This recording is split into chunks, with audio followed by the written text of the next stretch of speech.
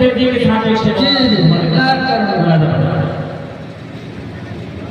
हद करता इरशाद करो। यूं तो अल्लाह के घर सबको ही जाना होगा। वाह वाह यूं तो अल्लाह के घर सबको ही जाना होगा। यूं तो अल्लाह के घर सबको ही जाना होगा। यूं तो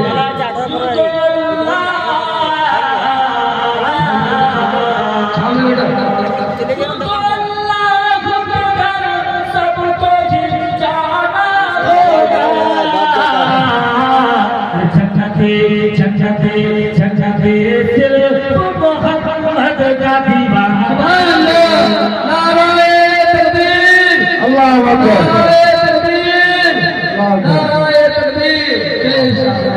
बढ़िया जी। झकझके सिर्फ मोहम्मद का दीवाना।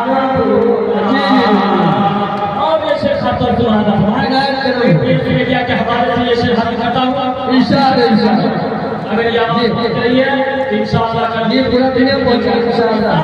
इनायत रखिए। मौलाना फरमाइएगा जी जी जी। मुझे चाहता हूं कि जन्नत सिर्फ मोहम्मद का दीवाना। जी। हश्र के रोज नमाजों की ही कोशिश होगी। जी जी जी जी। हश्र के